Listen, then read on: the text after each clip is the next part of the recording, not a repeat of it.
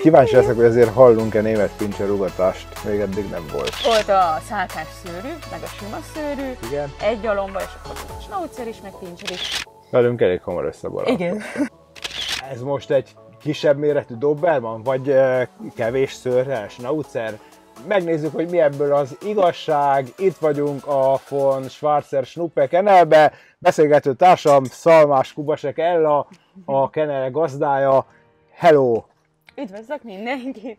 Hogy kerültél közel a német pincserhez? Hát ő egy hosszas kutatásom eredménye, a német pincser.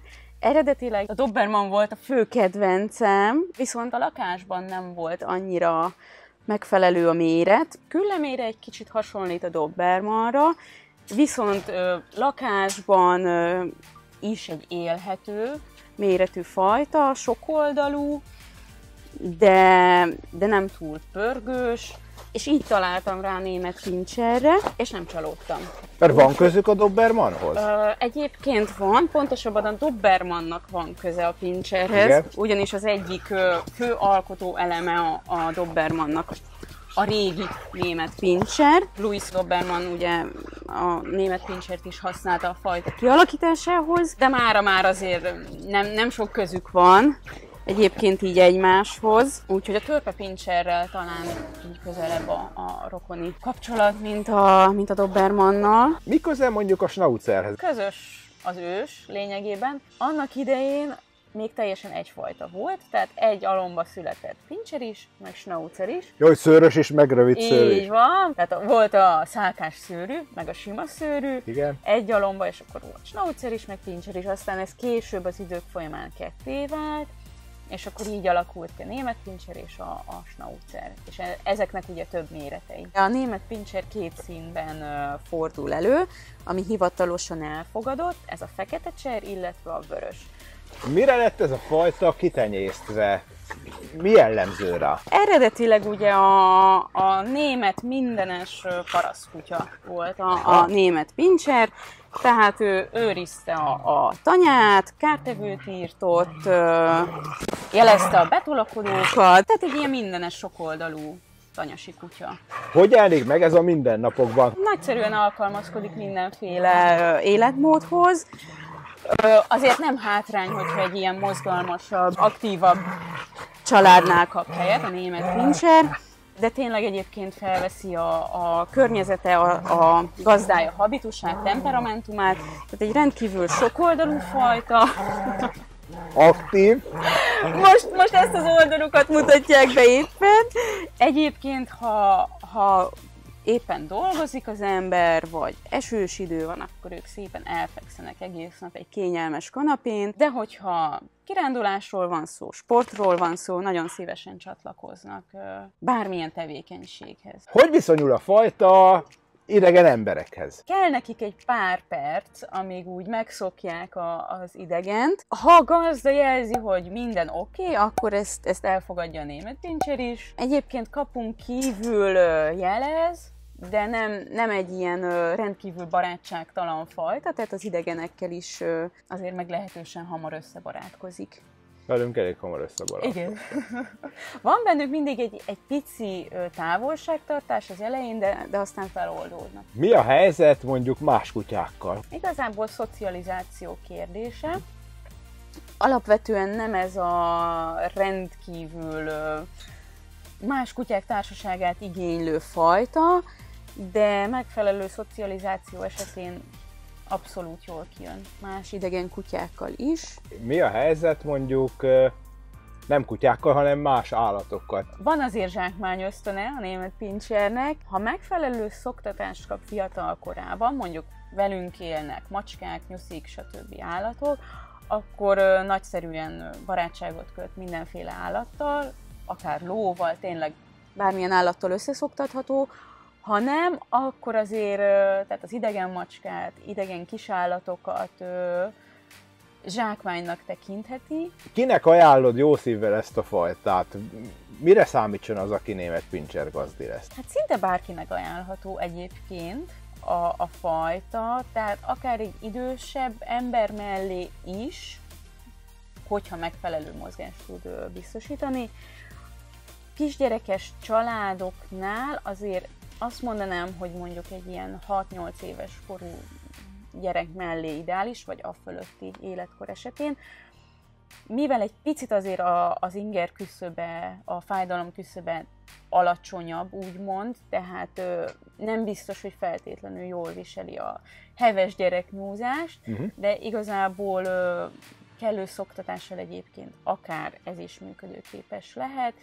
Fiatal pároknak, egyedülállóknak, tehát bárki mellé lényegében ajánlható, hogy mire számítson.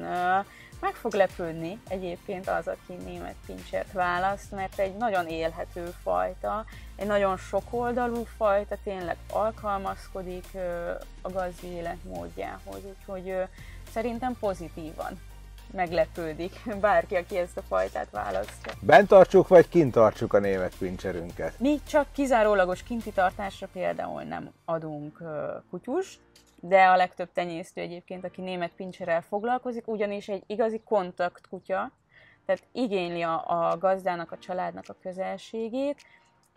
Emellett ugye azért az időjárás viszontagságait sem viseli olyan nagyon jól, tehát ő már hűvös időben, esős időben nem szeret kint tartózkodni. Egy ilyen kinti-benti vagy benti tartás, ami számára ideális. Szereti a kényelmet, puha kanapét, a puha takarókat, úgyhogy fontos neki a benti életmód azért. Ha már rábeszéltél minket, hogy engedjük be, mennyire szőrözi össze a lakást? Egy abszolút mérsékelt a szőrhullatása. Vedlési időben egy kicsit jelentősebb lehet, de nem egy kellemetlen mértékben. Tehát egy minimális ápolással abszolút kezelhető. Mennyit kell ápolni, gondozni a szőrét, ha már szóba hoztad? Hát elég lényegében néhány naponta egy ilyen gumidörzsivel átdörzsölni a szőrét, évente 2-3 alkalomnál nem kell többször fürdetni, ha nem kifejezetten szükséges. Mennyire ugatós a fajta? Nem, egyáltalán nem vészes. Nyilván valamelyest van hangja, jelzi, hogyha mondjuk megszólal a csengő, vagy egy kutyát sétáltatnak az utcán, és ő is mondjuk kint tartózkodik a kapunál, de feleslegesen nem ugat. Tehát kifejezetten nem szereti magától hallatni a hangját, csak a szükséges esetben. Mi 40 perce vagyunk itt, nem hallottuk még ugatni sem a kölyököket, sem a nagyokat. Kíváncsi leszek, hogy azért hallunk-e német pincser ugatást, még eddig nem volt. Hát, ha valaki esetleg itt az utcán elsétál kutyával, akkor lehet, de nem. Egyébként nem. Alkalmas-e arra, hogy valamilyen sportot űzzek vele, hogyha ilyen kutyám lesz? Tökéletesen. Jó választás. Mikre például? Akár ugye a bikejöring, például kutyásfutás, canicross, agility, a vizes sportokat annyira nem. Aha. Tehát nem egy kifejezetten vízikutya, egyébként megmártózik, de úgy kifejezetten úszni nem nagyon. Alkalmas-e, ha már túl vagyunk a sportokon, mondjuk közös tévénézésre? Tökéletesen. Nagyon szívesen csatlakozik a gazdihoz ilyen tevékenységben is. Mire érdemes figyelni, hogyha valaki német pincsert szeretne magához társnak? Mivel nem egy túl népszerű fajta, ezért itthon például csak mi foglalkozunk a német pincserrel.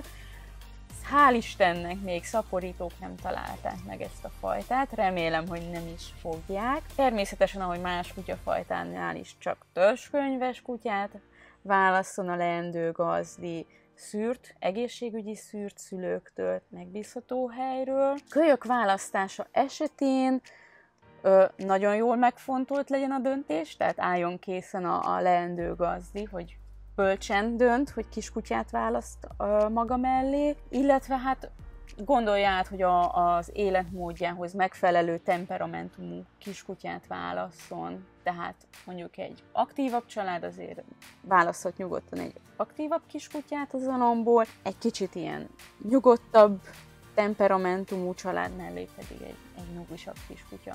De én most ide jövök hozzá, itt van egy csomó kiskutya. Honnan tudom én megállapítani, hogy melyik az aktívabb, melyik a nyugisabb? Ebben mi szoktunk segíteni a gazdiknak, úgyhogy ez közösen szokott menni a kiskutya választás. Vannak-e a fajtára jellemző betegségek? Hál' Istennek azt mondhatom, ezt le kell kopogni, hogy még jelen pillanatban egészséges fajtáról beszélünk. Amire szűrni szokás a szülőket, ugye egy alom tervezésekor az a csípő és a szem. Ezen felül szoktunk még genetikai szűréseket csinálni von Willebrand betegségre, degeneratív mielopátiára, illetve a kék szín hordozását. Én köszönöm szépen, hogy elmondtad ezt nekünk. Ha hasznos volt a videó, ha megtetszett a fajta, nyomjatok egy lájkot, iratkozzatok föl, és találkozzunk a következő heti kutyás videóban.